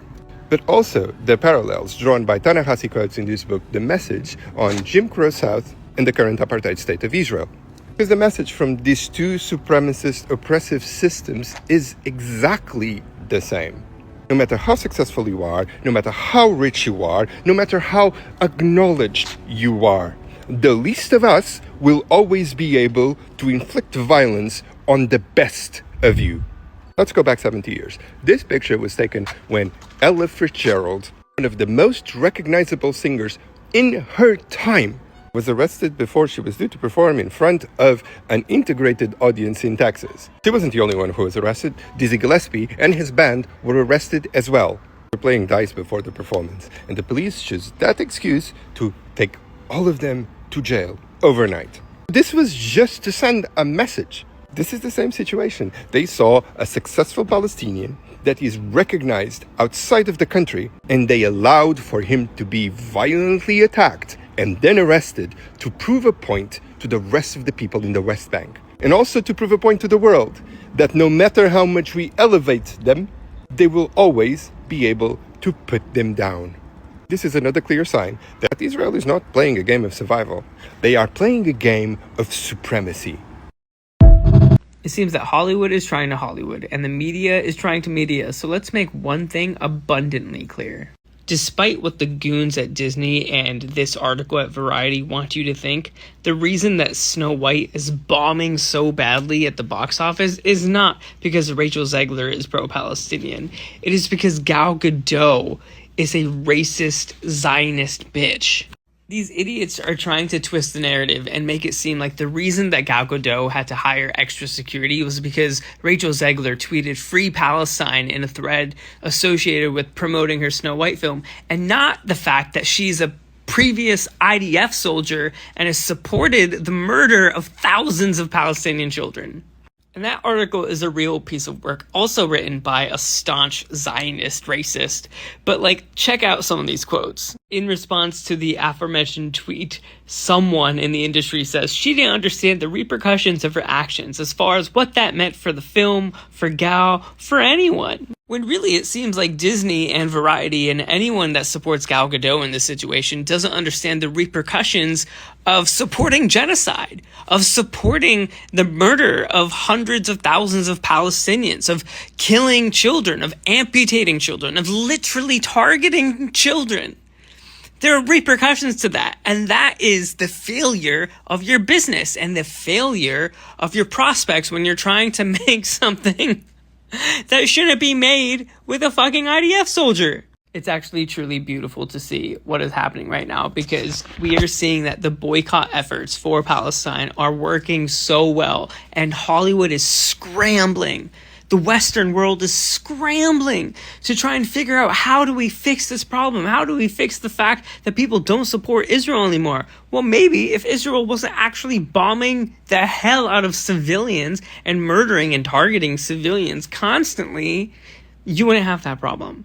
But that's always what they've done. That's what they've done since 1948. And here we have a pro-Palestinian star who, unlike most of Hollywood, is actually standing on business and supporting Palestine during the press process loudly, in a way that she's literally saying free Palestine in her tweets, something that not even like Nicola Coughlin has done. Like, she's worn the pin and we know that Nicola supports Palestine, but like barely anyone who's massively famous in Hollywood that's going on a press tour is going out and saying free Palestine. But here we have Rachel Zegler doing the badass bitch shit that she does. And it's just like, it's amazing. It's amazing. And the industry is wanting to make you think that it's her fault. But we all know that it's Gal Gadot's fault, and Disney is losing their shit. And the Zionists and the racists of Hollywood, they're all going to try and spin this, but this is not a spinnable thing, because we all know what's going on.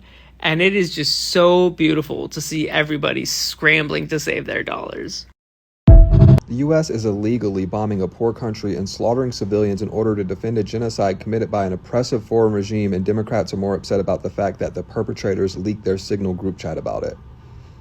And y'all are playing into it.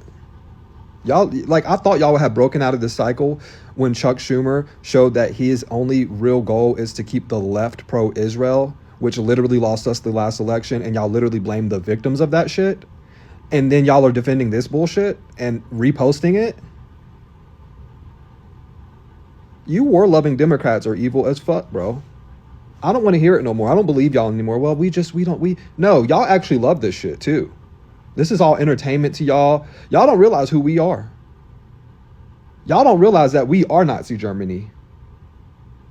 We literally are them. We are committing a genocide against the people and killing children to defend it, dog. That's us. Y'all niggas can try to be like, oh, that's over there. Dog, we're doing it.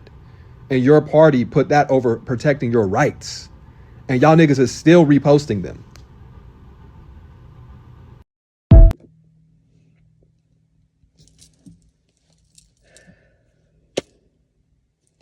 I hope this brings you some clarity and truth, okay? It creates some awareness.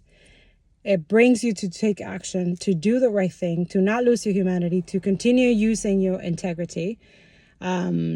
I hope that you don't lose your humanity. That's really it. Like, your soul is still goes into alignment how you're supposed to go. I'm just a guidance, a divine guidance, a messenger. That's about it. But I do have multiple talents. I am that judge in the spiritual realm, okay? I do have a lot of things that I want to share, but some of them I cannot share here, you know?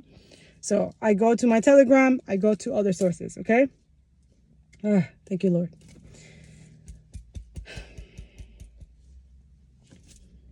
Don't normalize genocide. Learn from other lifetimes. Let's not repeat the same karmic loop that the fucking Satan motherfucking stupid ass spirit has lived off of. This is why. He's scared of all of y'all taking your power back,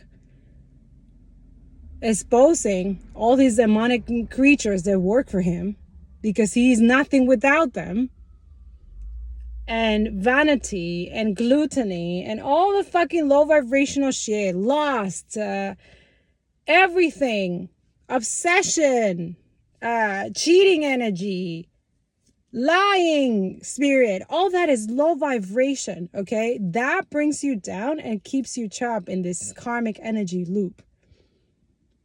And this is why a lot of you were ignorant and you're silent and you continue this illusion that, oh, that doesn't affect me. So no, that's where God is. That's the work that we need to do. Ending the ego death, letting go of all that shit and doing the right thing. Doing the right thing. Normalize caring about other people. Normalize taking action. Normalize doing something else for another person other than yourself. Normalize to nurture your empathy and your intuition and your discernment. Normalize to educate yourself. Normalize to take accountability. See, they don't want me to tell you guys this. Normalize apologizing and asking, and when people forgive you, take action and don't fucking repeat it. Because that's why a lot of you lose people. You lose good people out of your life. All this of you lose people by not doing shit. Not taking action, not doing nothing. And expecting people to just like come to you. For what? What have you done that we need to come to you for?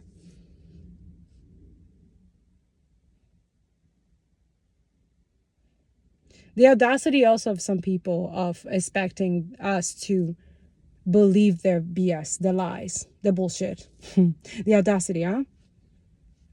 We will never. And now we have seen enough evil as you can possibly imagine for the past 2 years.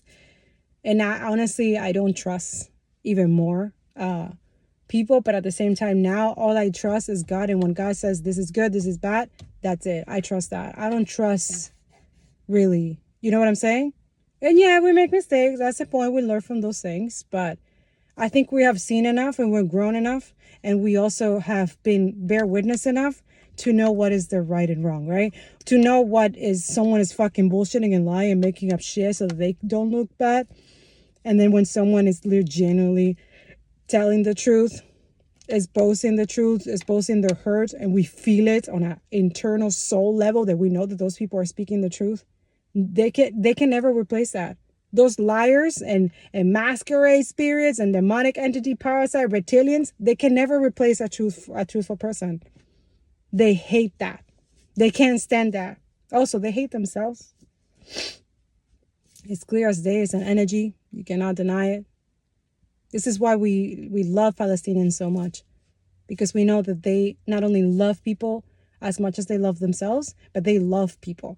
They love life. They love God. They love God so much. And that, for me, that's what me and Muslim and Palestinians and the Sudan and Congo and people who are oppressed, I resonate so much. Because when you love God that much and you're willing to do beyond what you can possibly imagine, for someone that you have never met, you know, but you know on a soul level, like, man, I respect you. I honor you, you know. And that's what Hossein Shabab was for me. Like, I will look at his video every time and I will like, man, I will post it and encourage it, because that's what it was. He inspired courage. That was real bravery. We respect and honor his work. That even though he was targeted, that even though he was there for his people, for his land, he was exposing the truth, the real evil, the real terrorist. This is your weekly reminder that terrorism is just violence the state doesn't like. The only reason the Houthis and not the Saudis are terrorists is because America likes the Saudis. The reason unaliving a healthcare CEO is terrorism, but not that CEO causing the death of thousands of people, is because this is systemically acceptable. Burning Teslas, that's only terrorism because of Elon Musk's proximity to the state. Otherwise, it would just be good fun. And this isn't just semantics. It's important because we have been conditioned to believe that terrorism justifies the state overstepping its boundaries. America used terrorism to justify the bombing and killing of over 3 million people in Iraq. Every single colonial government ever has referred to the freedom and resistance fighters as terrorists. Mahatma Gandhi, MLK, and Nelson Mandela all were labeled terrorists and tracked and actively fought against by the colonizing territory. In MLK's case, America. And when they don't liberalize, like MLK arguably did but still got shot by the CIA, they get shot by the CIA. like Fred Hampton in the Black Panthers. Why are police that murder disabled children having a difficult time in a park not terrorists, but Black Panthers literally feeding those children are? It's because they undermine the American imperial project. So if you disagree with the rise of fascism and authoritarianism happening in America, don't buy into Trump labeling everyone a terrorist. And when he does, it's probably a good signal that they're successfully undermining his power. And we already know. So now they can't fool us anymore. We're not buying the shit, and that's it. We're making them lose money and they don't like it. Well, too bad. Now it's time to lose more money. Because that's the energy. Our job right now, we're going to do silent protests. It's through the money.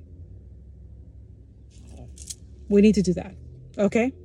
I love you guys. I hope this is helpful. Make sure that you're continuing expressing. Let's put this out. Let's not repress this stuff. Okay? Talk to someone if you need to. My best person therapist that I could actually say is this best spirit in the world, the universe, is God. Father God, Allah, whoever you understand. There's prophets for a lot of you. Some of you is Jesus Christ, the Christ consciousness. There's Mohammed, may peace be upon him. There is the Buddha. Any of you, don't think that God, don't put God in a box. God is in all prophets. God is everywhere in all those things. Everywhere. But it's how you use it that matters. Because there's some people that use those things for evil fucking shit. And they think they can get away with that stuff. Oh man, they accumulate more karma, more negative stuff, more shit happen. And then they wonder why shit doesn't happen to them, why they always constantly miserable and hateful and nothing. Yeah, because you've taken something that is so pure, something that it comes from a higher source, which is your source, by the way. All of us have access to that. But we have free will. But be careful what you do with your free will. This is where the enemy plays with all of your mind, your spiritual, your psyche, and everything. This is why it's important to educate yourself. This is why they're threatened. Fascism threats. The number one threat of fascism, it's education. Because the moment someone's educated and aware, the diabolical illusion, the dark magic, which is, by the way, fascism is dark magic intensely and a high concentration level. Capitalism as well. So let's keep it spiritual as we should, okay? Because we are here as a spirit having a human experience. So don't let these illusions make you confused with the words and stuff like that, because the words do matter, okay? So when you are educated, when you're decolonizing, when you're boycotting, which by the way, boycott is a form of generational curse breaking. So a lot of you, if you have necklaces or things breaking, I know most of my stuff that I was like, what the hell? You're breaking generational curses. Glory be to God, inshallah. So it is, okay? Helping others, nurturing your empathy and donating, right? A lot of you barely had anything, but you go and donate people that you don't even know, but you know God tell you, I need you to donate this amount, and you go and do it. You broke a generational curse there. When you do the opposite of the colonizers and all these motherfuckers don't want you to do, those people who are in that entrenched, fascist, diabolical, satanic ritual energy, you break generational curses. You break that bond from them. Do you get it yet? It's okay. It's going to take time to get it. If this is too advanced for you, it's too high vibration for you, it's okay. I have 16 months of evidence and facts that it will actually break multiple generational curses. Don't thank me. You take the Most High. And you thank the journalists, those people who are literally die. 208 journalists have died for you to have this information. Make sure you honor it. Make sure you like and comment and you share. And you go to those journalists yourself because it still has their handle. If you're not able to find it, there's other content creators that you can go and appreciate. You can go like, you can donate, you can link, you can sign their petitions. That's an energy exchange. You know, when people say thank you for your energy exchange, it's not just about money. Although money is great. For a lot of you, thank you so much for all your donations, those who come to my lives and give me gifts and stuff like that. I really appreciate it. That's, awesome. But the best energy exchange that I believe it's the best one is when you donate to someone that needs it more than I do. I have in the description below, I have a link in my tree. I have plenty of people, families that need donation right now. And it's okay. Don't feel bad. Not everybody's economically okay. But if you know that you have in any of your followings or any of your community, you have someone that has this, and then you go and share it, or you send them a message like, hey, I know you got it. Can you help with, I don't know, $5, $20 to this person? That is a generational curse breaker right there. Do you see what I'm trying to say? Do you see how you break generational curse breakers during an economy like this? On an unjust and unequal and capitalist satanic ritual energy, you take your free will and you do the opposite of what they're expecting. You unsubscribe from Disney channels. You unsubscribe from Amazon. Do you understand how you break generational curses now? I hope that makes sense. Because all these energies are tied to this fascist, disgusting entity. And this is the first thing we need to do.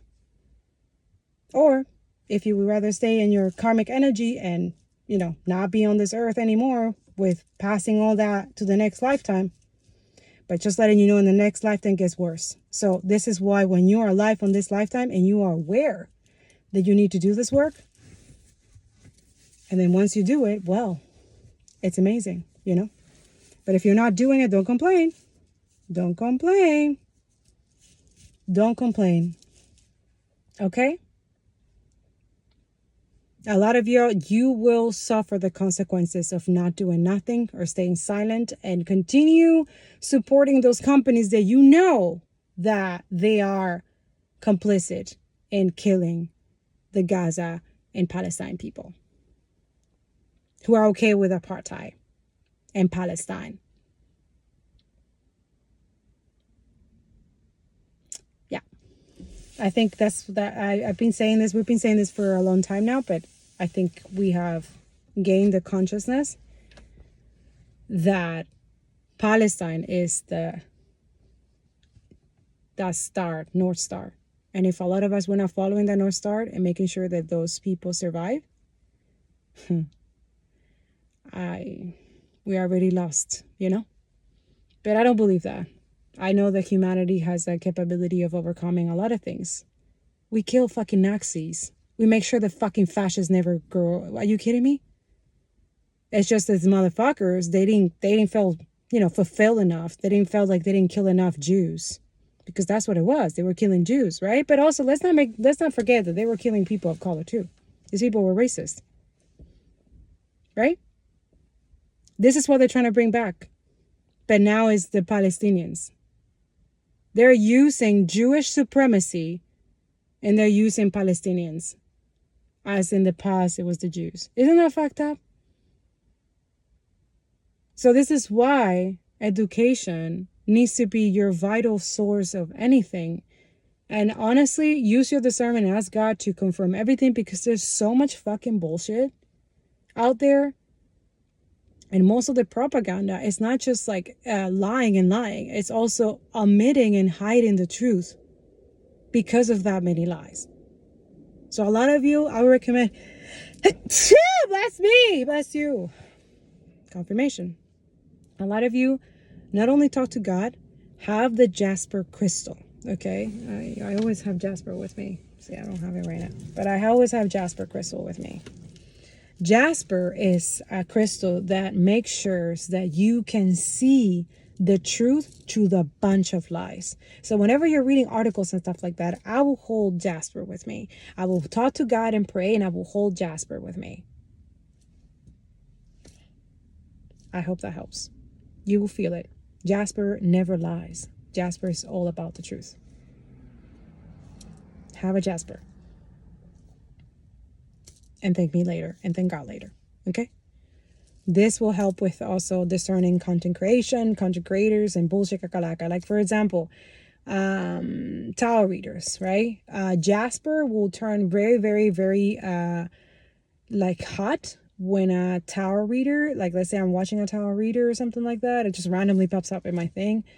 And now I'm subscribed for a month. But in the past, when I used to be in that, when I wanted to understand why do I have this urge and how did I get because I'm a natural tarot reader. I am naturally it just comes to me. I just looked at other tarot readers to okay, understand the cards and stuff like that, but I didn't need the cards. It came up naturally to me. So when I was in that energy, my Jasper would turn really hot when the tarot reader wasn't a good one, or was corrupt, or was using their channels to harness energy and lie to people through their channel, kind of thing. So I knew, I was like, oh shit, that's not good.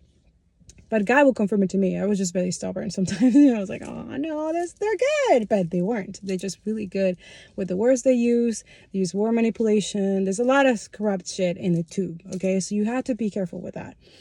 And then now there's a lot. There's less tarot readers that I watch now because they haven't said one thing about what's going on in the world. And those who I share sometimes on my community posts is like rare, and Father God asked me to share because sometimes they do talk about and but none of them have, and they have large platforms, just like a lot of us, like celebrities and stuff like that we have, that we see that they don't talk about what's going on in the world, and then all of a sudden like we see them like one post that they talk, they're like, oh my God, right? But it's disappointing to see that they don't say anything, and they continue talking the kakalaka, destruction, and 5G, blah, blah, blah. And that's the thing. If we watch it, we give them our energy, right? We are saying, okay, continue distracting us. Continue. So for me, for a lot of you, I'm not saying to do anything, but I have boycotted a lot of spiritual leaders and spiritual influences here because how can you learn anything from someone who doesn't speak about what's going on in the world? How can you heal? How can you trust someone? That's what it is. Thank you, Father God. How can you trust someone that doesn't talk about what's going on in the world, that is not willing to take their literally gifts that they say that they have of healing, of changing, or Reiki, or whatever, but they don't use it to speak about? And then they say, well, what would I do with that if I speak about that? If it's not going to change anything. Like, what? You literally educating your platform and creating motives for people to take action, that already carries a ripple effect. Not only you're obedient to God as well, but you also not only creating awareness, but you helping people wake the fuck up and take action from your own community that you've been the brainwasher and distracting them from learning the truth. Why won't you do that? You see, so that's why for me, I can't trust these people with my energy, or reading my energy, or telling me about my energy, or telling me about my person, or how my person is doing and stuff like that. To this point, for me, I don't know. I don't trust those people. It's very rare I trust, like, okay, talking about twin flame, but it's very distracting, right? Personal reading with those people? Hell fuck no. What? Why would you trust someone who is okay with genocide with your energy? Why would you trust someone with your healing of your chakra, of your being, of your soul? Same thing with a doctor. Same thing with a journalist. Same thing with the media.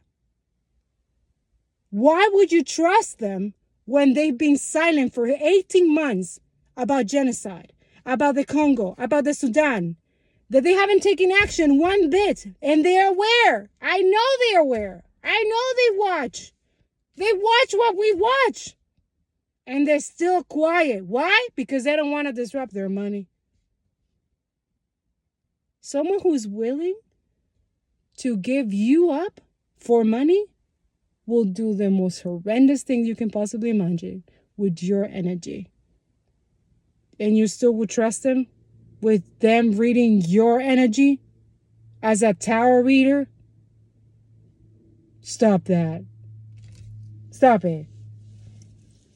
Get the fuck out of here. What? With your information, with news, you would trust people like that? You would trust people that go against resistance? Me, at this point, I was looking into it. I see people that got upset because, they believe the propaganda that all journalists and they're terrorists, right? And I see them like I'm subscribing. And I'm like, oh, thank you. Thank you so much. I appreciate that you left. I don't want your parasitic demonic energy here. Thank you for leaving. You have done me a favor. You don't think me grieving a beautiful soul, an earth angel, a truth teller, you don't think that is good enough for you?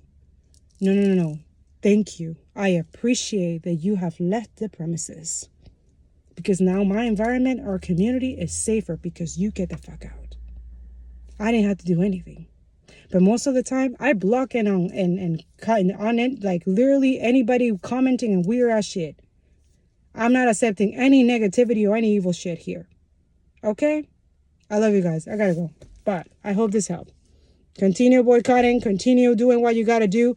And fuck colonizer, fuck Israel. And free Palestine, free Congo, free Sudan. And free all the oppressed people. Amen.